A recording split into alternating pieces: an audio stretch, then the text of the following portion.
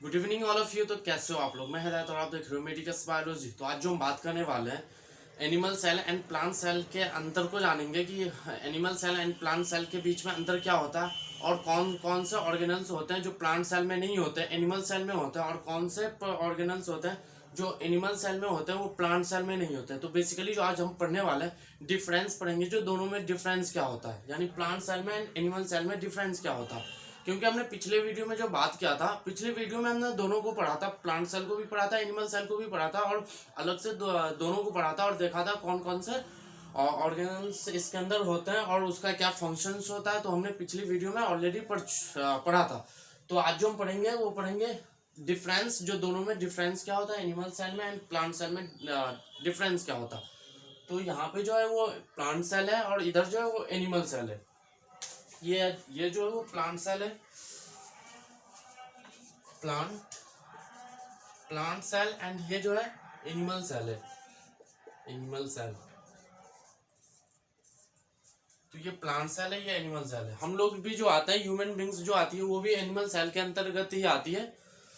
तो plant cell और animal cell के बीच में हम अंतर को जानेंगे कि अंतर क्या होता है। तो फर्स्ट ऑफ ऑल तो मैं ये बता दूं, जो इसके अकॉर्डिंग जो होती है इसकी साइज थोड़ी बड़ी होती है, यानी एनिमल सेल की जो साइज होती है वो थोड़ी छोटी होती है और प्लांट सेल की जो साइज होती है वो थोड़ी बड़ी होती है। अगर मैं बात करूं लेयर की, तो इसके अंदर जो होती है वो एक्स्ट्रा लेयर होती है जिसे हम वॉल कहते हैं, सेल वॉल, सेल वॉल। तो इसके अंदर सेल वॉल होती है, इसके अंदर सेल वॉल नहीं होती, इसके अंदर सीधे प्लाज्मा होता है। सेल आप कह सकते हो सेल मेम्ब्रेन कह सकते हो, सेल मेम्ब्रेन। अब प्लाज्मा मेम्ब्रेन भी कह सकते हो, प्लाज्मा मेम्ब्रेन, प्लाज्मा मेम्ब्रेन। तो इसके अंदर जो होता है वो डायरेक्ट प्लाज्मा मेम्ब्रेन होता है और सेल वॉल होता है, फिर इसके अंदर प्लाज्मा मेम्ब्रेन होता है, प्लाज्मा मेम्ब्रेन।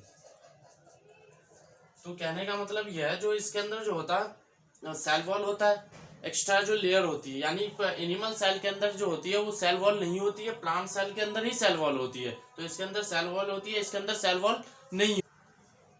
यानी अब हम अगली बात करें जो अगले कौन कौन से नहीं होते, तो इसके अंदर जो होता है वो माइटोकॉन्ड्रिया है। माइटोकॉन्ड्रिया तो दोनों के अंदर होती है, इसलिए माइटोकॉन्ड्रिया दोनों के अंदर होती है क्योंकि एनर्जी की जो जरूरत पड़ती है वो दोनों को पड़ती है, चाहे वो एनिमल सेल हो, सॉरी चाहे प्लांट सेल हो चाहे एनिमल सेल हो, दोनों को एनर्जी की जरूरत पड़ती है। तो एनर्जी का जो पावर हाउस होता है वो माइटोकॉन्ड्रिया होता है। तो माइटोकॉन्ड्रिया की जो जरूरत पड़ती है दोनों को पड़ती है। तो आप देख सकते हो जो इक्वल जो होते हैं, दोनों इक्वल होते हैं, यानी दोनों के अंदर पाए जाते हैं। तो माइटोकॉन्ड्रिया जो होते हैं वो दोनों के अंदर पाए जाते हैं। अगर मैं बात करूं, हाँ, ये होते हैं सेंट्रोसोम। सेंट्रोसोम जो होते हैं वो दोनों के अंदर पाए जाते हैं, सेंट्रोसोम भी दोनों के अंदर पाए जाते हैं। अगर मैं बात करूं तो ये जो वैक्यूल्स होते हैं, वैक्यूल्स जो होते हैं इसके अंदर एनिमल सेल के अंदर वो छोटे आते हैं और प्लांट सेल के अंदर जो होते हैं वो थोड़ा बड़े पाए जाते हैं। तो वैक्यूल्स की बात करें तो वैक्यूल्स जो होते हैं वो प्लांट सेल में थोड़े बड़े पाए जाते हैं।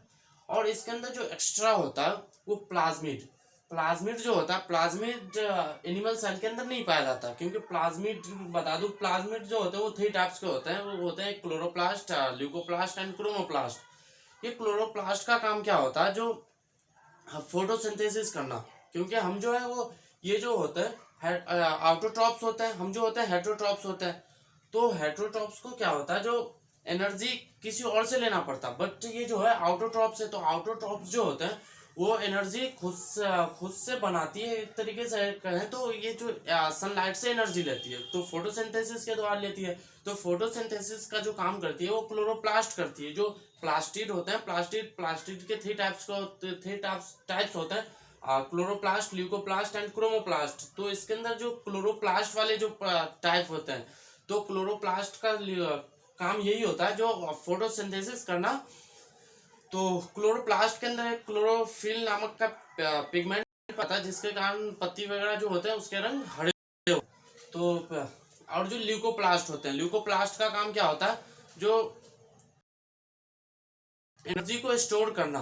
तो ल्यूकोप्लास्ट का ये काम होता है। ल्यूकोप्लास्ट वगैरह जड़ वगैरह होती है प्लांट्स के, उसके अंदर पाई जाती है। तो ल्यूकोप्लास्ट होते हैं। क्रोमोप्लास्ट का जो काम होता है बेसिकली रंग वगैरह प्रदान करना। अगर कोई भी जो सब्जी हो, फल हो, कोई भी रंग जो होता है, तो रंग वगैरह जो प्रदान करता है वो क्रोमोप्लास्ट करता है। तो इसके अंदर जो होता है प्लास्टिक एक्स्ट्रा होती है, क्योंकि ह्यूमन के प्लांट सेल के अंदर तो जरूरत होती नहीं है। प्लांट सेल को किसी तरीके का रंग बदलना नहीं होता, कहे तो हेटरोट्रॉप्स होते हैं।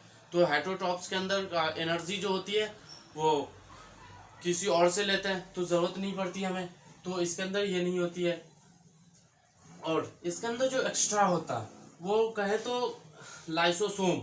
लाइसोसोम जो होते हैं वो प्लांट सेल के अंदर एक्स्ट्रा, सॉरी प्लांट सेल के अंदर नहीं होता है, इसके अंदर होता है लाइसोसोम। अब जो ये देख रहे हो इस लाइसोसोम नाम है इसका, लाइसोसोम।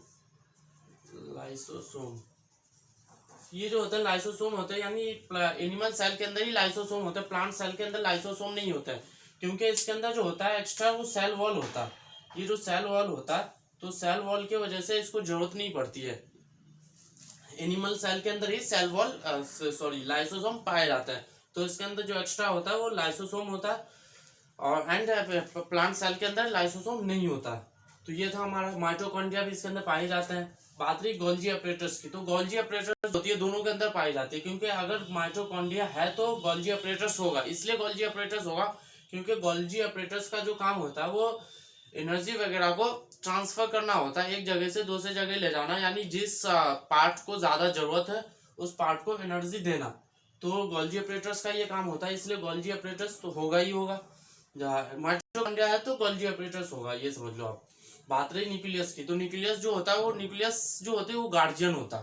तो गार्जियन तो दोनों के पास होगा, चाहे वो एनिमल सेल हो या प्लांट सेल हो।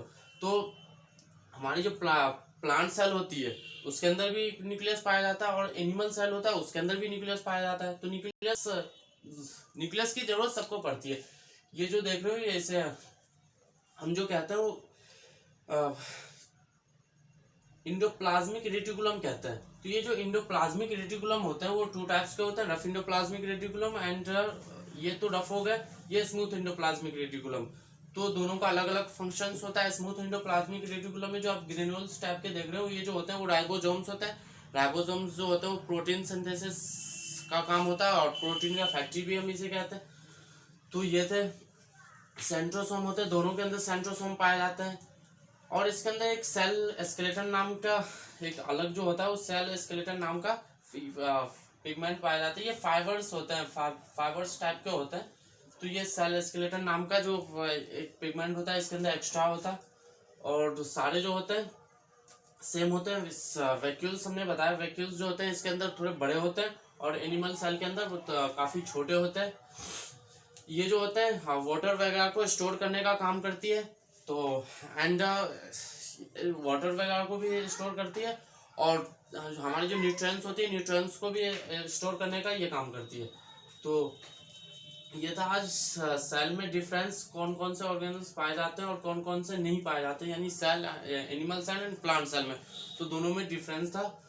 तो आज का जो टॉपिक था वो डिफरेंस था, यानी दोनों में डिफरेंस क्या होता है, animal cell and plant cell में डिफरेंस क्या होता है। तो आई होप आपको वीडियो पसंद आई होगी। तो वीडियो को लाइक करें, सब्सक्राइब करें और कमेंट में जरूर बताएं वीडियो आपको कैसी लगी। तो थैंक यू, जय हिंद, जय भारत।